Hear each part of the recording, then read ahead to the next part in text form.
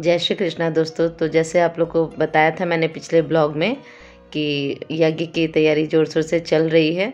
सभी देखिए माता और बहन लोग जो कलश लेके आए थे उनकी क्लिप्स यहाँ पे ली गई थी, वही मैं आप लोगों के साथ शेयर कर रही हूँ। ये वीडियोस मैंने नहीं लिया था, ये एक मेरी फ्रेंड है उन्होंने मुझे भेजा। इधर हमारे घर में हमारी तैयारी चल रही है। एक रात पहले ही मैं सोच रही थी कौन सी साड़ी पहनूँ, सबको येलो पहनना था तो मेरे पास 2 साड़ी थी ऐसी। तो फिर फाइनली डिसाइड कर लिया मैंने कि मैं ये प्रॉपर जो येलो है वही पहनूंगी साड़ी।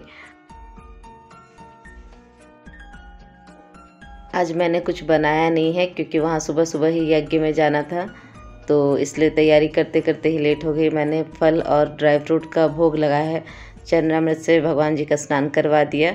ये सब करके पूजा पाठ करके थोड़ा बहुत जितना घर का काम होता है सुबह का वो करके तैयार होके मैं अब जाऊंगी यज्ञ में। यहाँ पे ये लोग भी पूजा कर रहे हैं।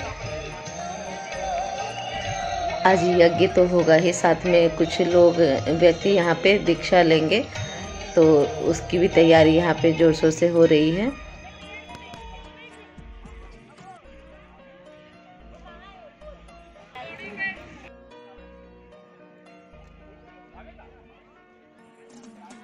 कुछ लोग अभी ही यज्ञ पे बैठेंगे और परिवार के साथ भी बैठ सकते थे, एक साथ बहुत लोग बैठ सकते थे।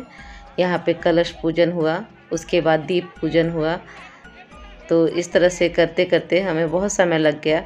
और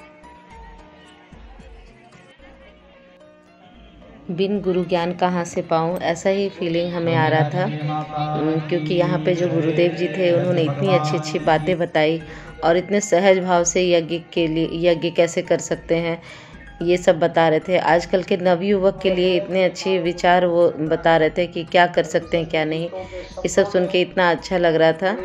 बैठे बैठे बहुत थकावट भी लग रही थी क्योंकि आदत नहीं है, पर गुरुदेव जी ने बोला कि जितने ही पेशेंस हम लोग जितना रखते हैं उतना ही हमें और भगवान से हमारी मुलाकात जल्दी होती है। हम लोग जितना ही पेशेंस रखते हैं उतना ही हमारे कार्य में सिद्धि मिलती है।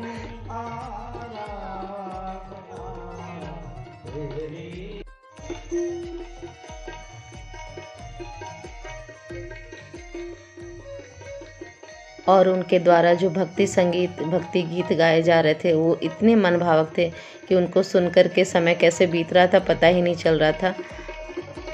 धीरे धीरे इतनी भीड़ बढ़ गई कि हमें और भी अच्छा लगने लगा। सिर्फ हम ही यज्ञ पे नहीं बैठेंगे, हमारे बाद भी फिर बाकी लोग जो हैं साइड में बैठे हुए वो लोग भी यज्ञ करेंगे। उसके बाद ये प्रक्रिया 4 बजे तक चलती रहेगी।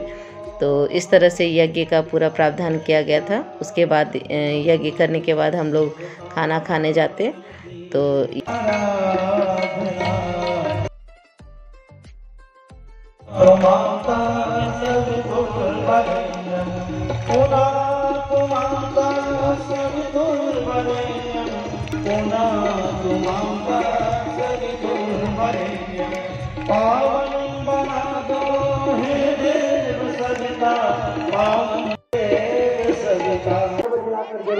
यज्ञ करने के बाद हम लोग फिर यहाँ से निकल करके अब जाएंगे खाना खाने के लिए। तो देख रहे हैं हम लोग के हटते ही फिर वापस से उतने ही लोग आ गए। बहुत संख्या में यहाँ लोग जुटे हुए थे जिन्हें यज्ञ करना था, जिन्हें गुरुदेव जी का प्रवचन सुनना था या जिन लोगों को दीक्षा लेनी थी। इस तरह से देखते देखते इतने लोग यहाँ पे वापस से आ गए, लग नहीं रहा था कि हम लोग उठे हैं। बहुत सारे लोग वापस से उतने ही आ गए यहाँ पे। अब हम लोग बैठ गए हैं यहाँ आकर खाने के लिए, क्योंकि भोज खाए बिना तो हम लोग जाएंगे नहीं पूजा पाठ करने के बाद। तो यहाँ पे मैं तब तक वीडियो ले रही हूँ। 2:30 से 3 बज गए थे। तो खाना खाने के बाद हम लोग फिर घर चले गए, बहुत ही थक गए थे हम लोग।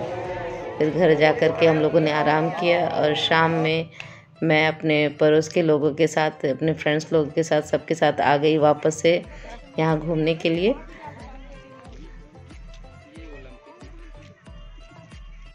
शाम में हमें थोड़ा सा लेट हो गया, यहाँ पे करीब 8 बजे तक प्रोग्राम ख़त्म हो गया और उसके बाद हम लोग वहाँ पहुँचे थे। पर कोई बात नहीं, मैंने जो भी यहाँ दिख रहा है मैंने वीडियो ले लिया। बहुत सारे दिए जले थे यहाँ पे, ये देख रहे हैं आप लोग, कितना सुंदर लग रहा होगा वो दृश्य। मैं आप लोगों को नहीं दिखा पाई शाम का, पर कोई बात नहीं, नेक्स्ट टाइम अगर फिर ऐसा हुआ तो मैं ज़रूर पूरा वीडियो लेकर के आप लोगों को दिखाऊंगी। आप लोगों को ये वीडियोस कैसे लगे ज़रूर बताइएगा। मेरे इस ब्लॉग के लिए आप लोग प्लीज़ एक लाइक ज़रूर कीजिएगा।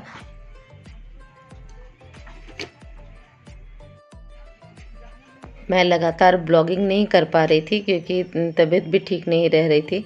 हम लोग बीच बीच में पापा को याद करके बहुत अपसेट हो जा रहे थे। बहुत करने पे फिर शरीर काम तो करने लगता है, फिर खुशी मिल जाती है फिर, लेकिन आपको जो वो सुनहरी यादें रहती हैं वो आपके दिमाग से निकलती नहीं हैं, तो वो याद तो आ ही जाता है। इसलिए मैंने 2-4 दिन जो मैंने पूजा किया और भोग लगाया उसके वीडियोज़ मैं आप लोगों के साथ शेयर कर रही हूँ। और फिर नेक्स्ट ब्लॉग में आप लोगों से जल्दी ही मिलती हूँ। तब तक के लिए खुश रहिए, खुशहाल रहिए, मेरे साथ बने रहिए। जय श्री कृष्णा।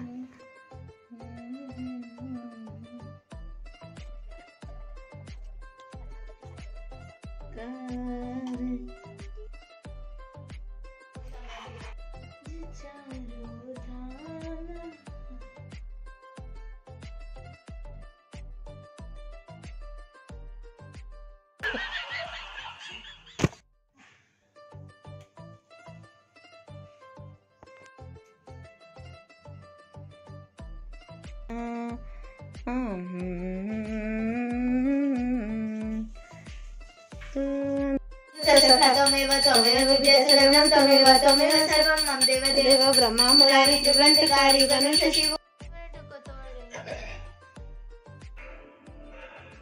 सर्वासाधिके शरण्ये त्र्यंबके गौरी नारायणी नमोस्तुते।